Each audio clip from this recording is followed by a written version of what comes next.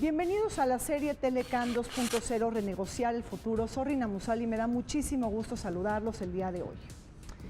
En el programa de hoy hacemos un balance sectorial del Telecán de cara al proceso de modernización y negociación que México está llevando a cabo en conjunto con Estados Unidos y Canadá, el tratado más importante de México en el mundo. Imprimir un nuevo aliento para potencializar las oportunidades de desarrollo y de integración también pasa por la necesidad de hacer un análisis valorativo de los sectores que ganaron y que perdieron en esta negociación que tuvo lugar hace 23 años. ¿Cómo le fue al sector agropecuario, manufacturero, automotriz o bien al electrónico? ¿Qué otros sectores perdieron y fueron los más descobijados o más vulnerables en esta negociación? Todo ello cobra vigencia en medio de la segunda ronda negociadora del Telecán. Pláticas muy espinosas y complejas que se están dando en la Ciudad de México y en donde se enmarcan en la necesidad de Donald Trump de imponer nuevas reglas del juego al sector automotriz. Acompáñenos.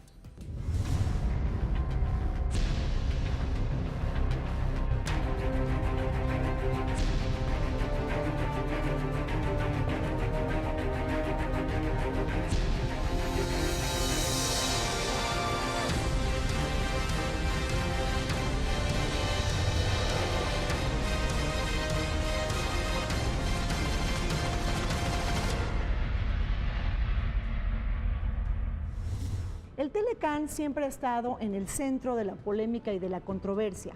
Es un tema de agenda pública, es un tema de desarrollo económico, de cabildeo entre actores, pero sobre todo de decisiones que generan altos impactos para las sociedades.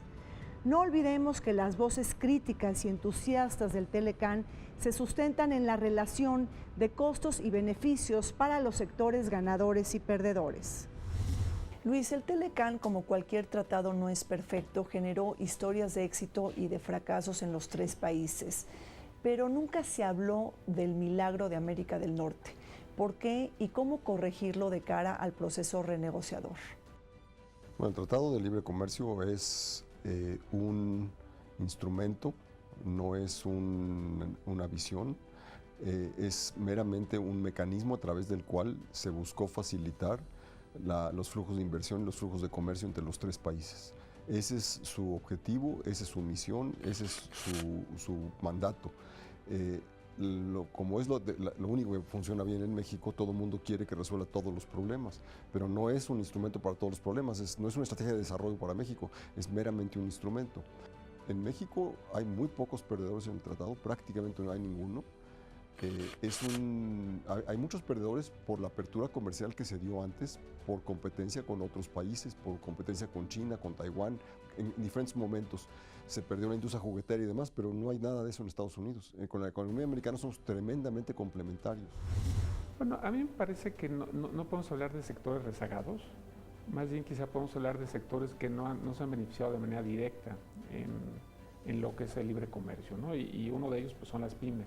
Es evidente cómo México se ha vuelto un jugador global. En términos de manufactura, México es el principal exportador de manufacturas de América Latina, que se dice rápido, pero no es sencillo. Estamos por arriba de Brasil y Argentina juntos. Exportamos más del 60% de las manufacturas de la región. A partir de la entrada en vigor del Tratado de Libre Comercio de América del Norte, el 1 de enero de 1994, se ha acentuado una tendencia por la cual los tratados comerciales están construidos como carta de derechos de las grandes corporaciones multinacionales. De manera que la asimetría que se observa tanto hacia adentro de cada país como entre países se agudiza en favor de las grandes compañías y en detrimento de los asalariados. Desde que entró en vigor el Telecán, los niveles de comercio y de inversión se han incrementado entre los tres países, beneficiando a empresarios, a consumidores, pero también a familias en general.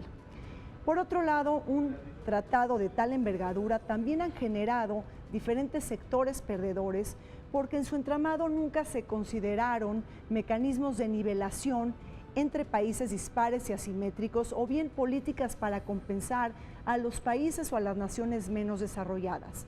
tal y como sí sucedió con los fondos de cohesión de la Unión Europea. El Telcán no era una panacea.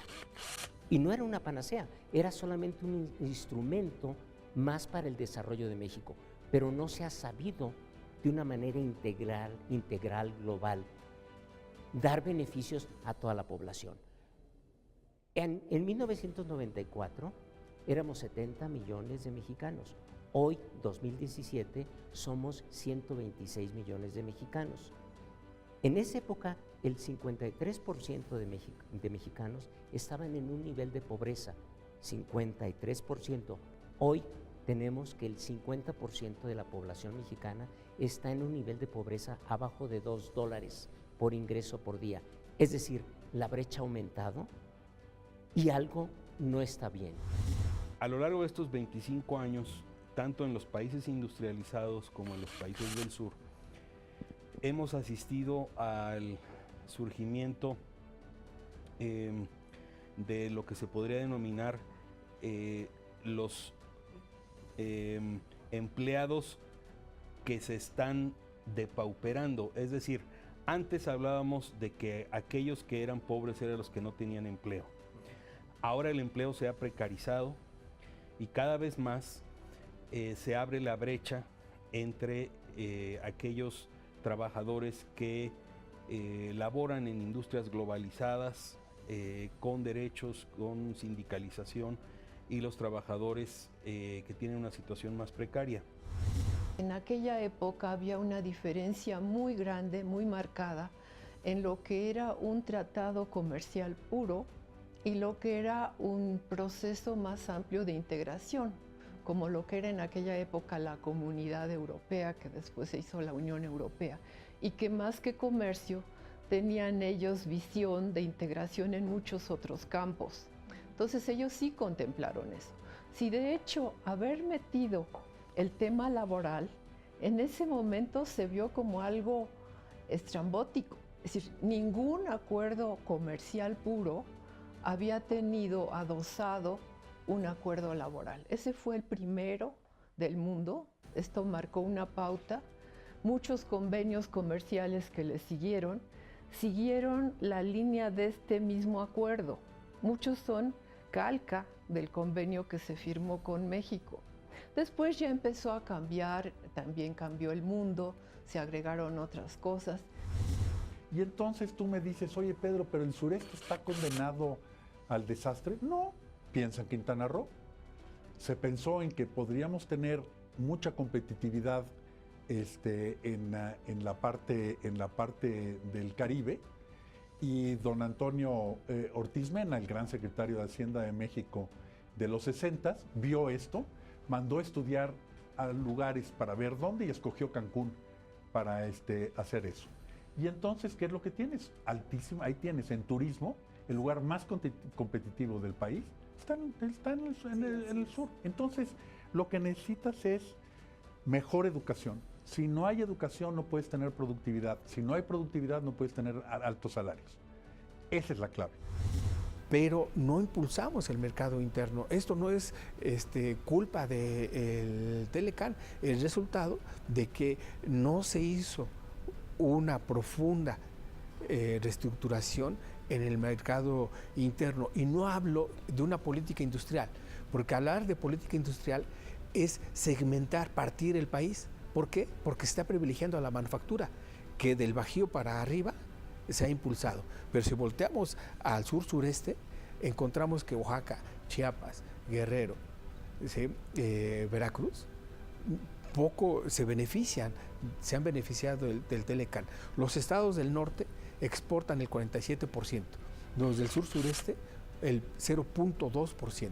Es decir, el Telecán lo que vino a hacer es a reflejar lo que México históricamente ha impulsado, ¿no?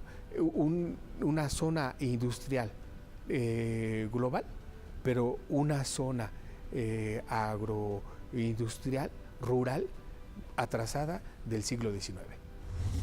Yo creo que hay que tener al tratado como un instrumento para la concatenación de estas cadenas productivas pero no es una panacea y no es la solución a todos los problemas.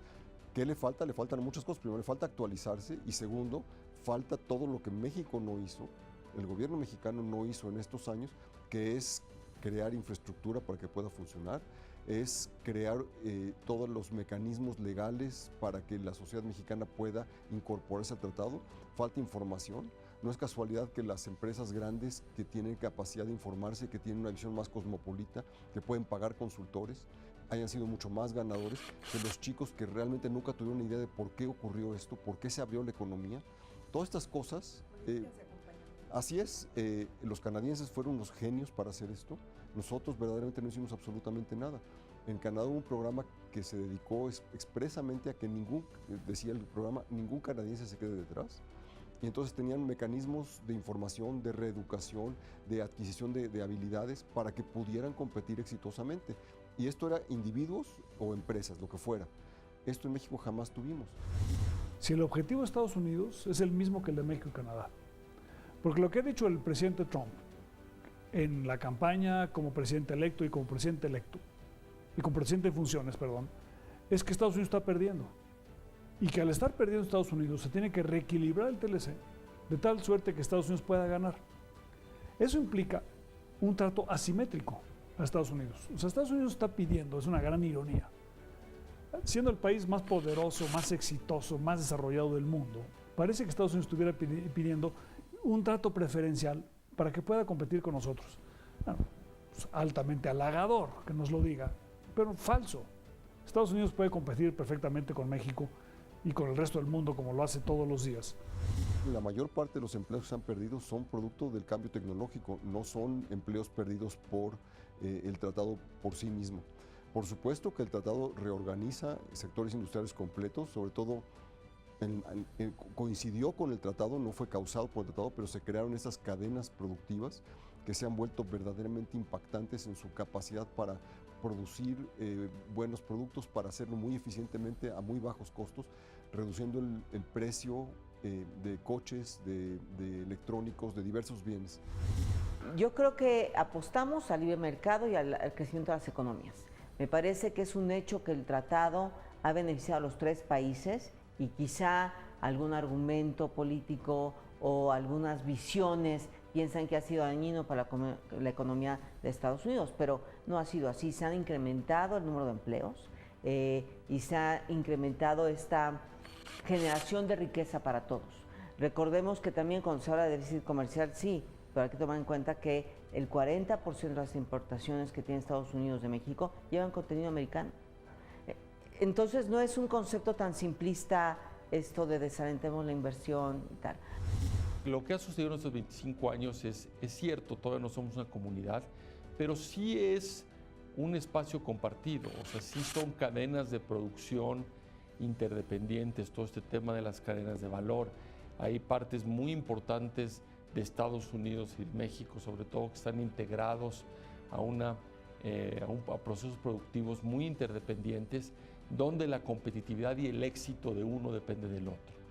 Claramente no ha sido suficiente para acabar con los rezagos en México, pero sin lugar a dudas los sectores de nuestro país que han estado más expuestos al Tratado de Libre Comercio han sido los que han crecido de una manera más dinámica en estos 25 años. El tema Tratado de Libre Comercio es un tema para el que México debe de sentirse preparado, ha generado capital humano, tiene experiencia, pero sobre todo el potencial económico del país exige una inserción de México en la economía mundial bien negociada, bien planteada, legítimamente explicada. México no le tiene que ir a quitar nada a nadie, nada más sí tenemos que asegurarnos de que no nos quiten a nosotros.